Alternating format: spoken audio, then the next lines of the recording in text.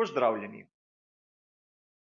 Po veliki nagradi Združenih držav Amerike in pred ono, ki jo bomo gledali naslednji vikend v Mehiki, je kot ponavadi čas za naš običajni komentar novic. Poglejmo si skupaj, kaj se je zanimivega zgodilo tokrat.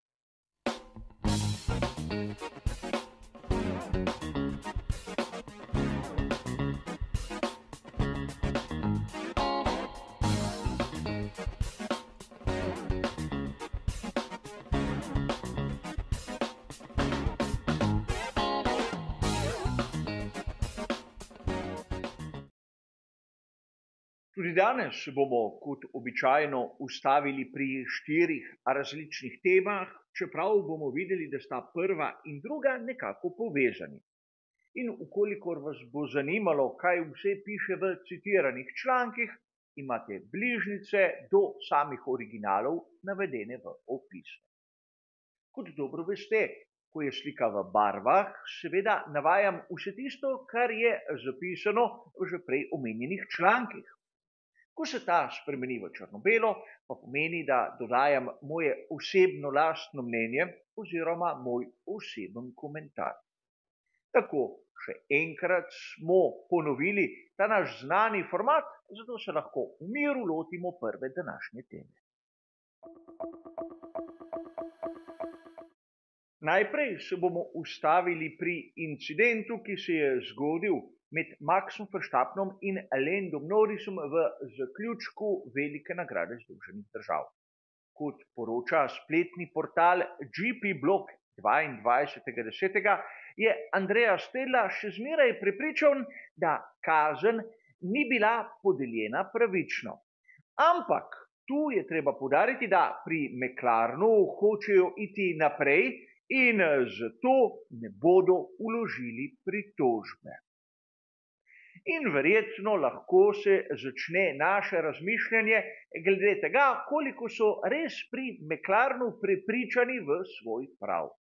Ukolikor bi imeli kakšen tehten argument, bi bilo potrebno vložiti protest in skušati obrniti končni vrstni red. Kajti Lando Norris tudi na dirki za veliko nagrado v primerjavi z Maxom Verstappenom je izgubljal točke. Ampak, ker pri McLarenu, vsaj po mojem videnju, nimajo tistih pravih argumentov oziroma v dnu duše vedo, da je Lando napravil napako, igrajo to noto vzvišenosti ter se nekako usmerjajo naprej. Seveda, ker za nazaj ne morejo spremeniti absolutno nič. Ampak v medijih lahko beremo takšne zgodbe, ki so čisto nasprotje onega, kar se v resnici dogaja. A pojdimo k naši drugi temi, ki je tudi vezana na že prej omenjeni incident.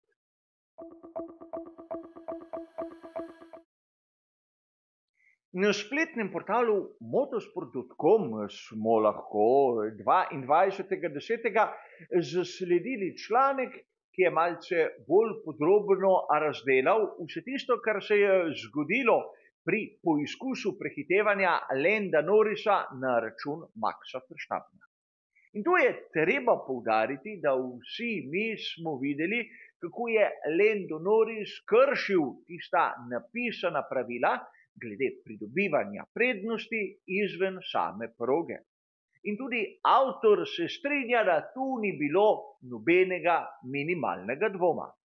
Seveda je pa tista, ki je pravzaprav vezana na izlet iz proge strani Maxa Verstappena. Od velike nagrade Brazilije iz sezone 2021 sta prav Max Verstappen in Lewis Hamilton se začela bojevati na tak način. Ampak, kar se tiče onega spredaj, je še zmeraj ohlapno definirano, kaj je dovoljeno in kaj ne. Dejstvo je, da prednost ima tisti voznik, ki je spredaj na samem vrhuncu ovinka ali apexu, domače razloženo tam na sredini. Zato vsakdo zavira čim bolj pozno, da seveda s čim višjo hitrostjo pride do tiste magične točke.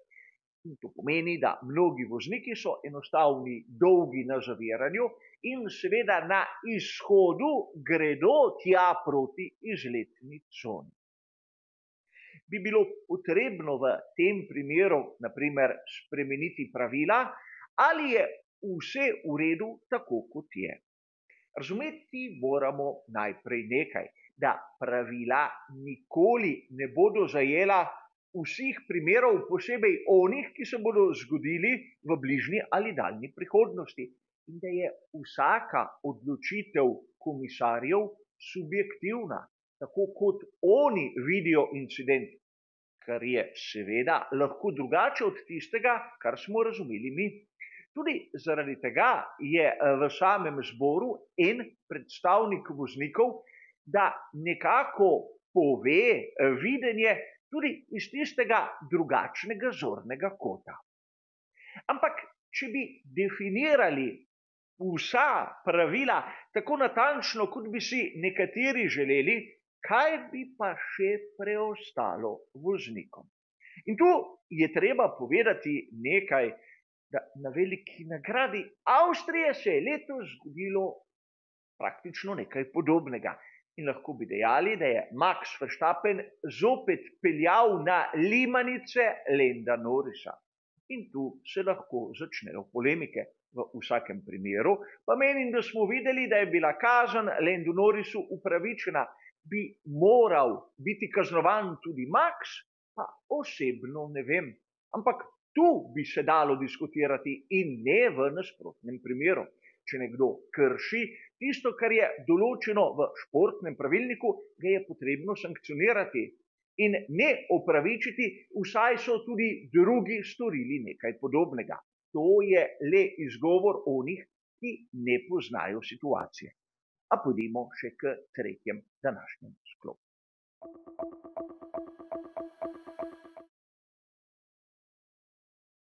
Ali se ponavlja stara zgodba pri skuderiji Ferrari? Na to sem pomislil, ko sem na italijanski verziji spletnega portala motosport.com 23.10. naletel na naslednjo novico.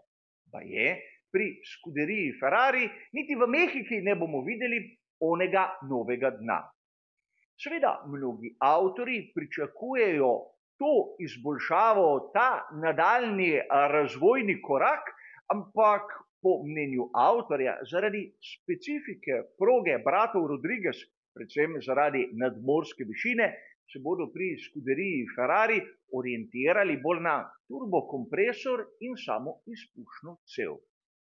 Ampak poraja se vprašanje, če ne bo novega dna tu, kdaj ga bodo sploh izkoristili, ker je dirk do konca prvenstva zmeraj manj in manj.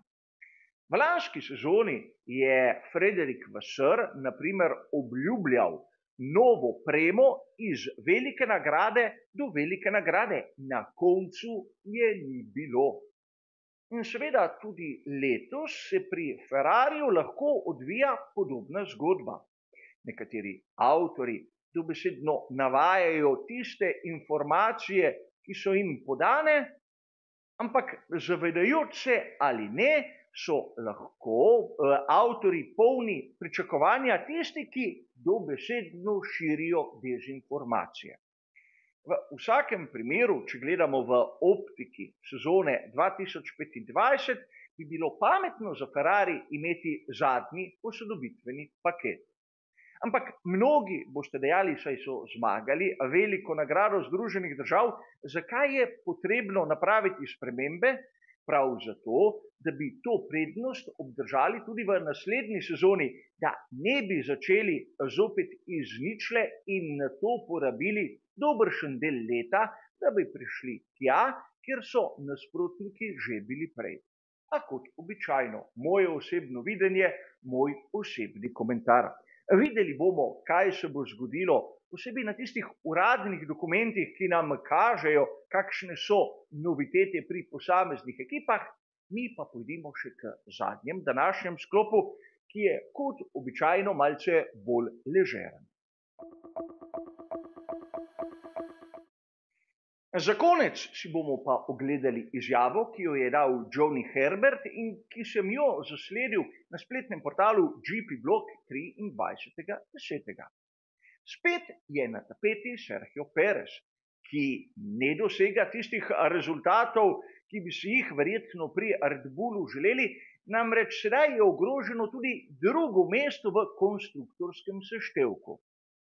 In John Herbert pravi, da bo morda Perez imel svoj sedež pri ekipi Red Bull še na veliki nagradi Mehike in na to naj bi ga po njegovem zamenjal Yuki Tsunoda. Ampak o tem, da je Perez v nevarnosti, se govori, bodimo iskreni, že skoraj da celotno sezono 2024.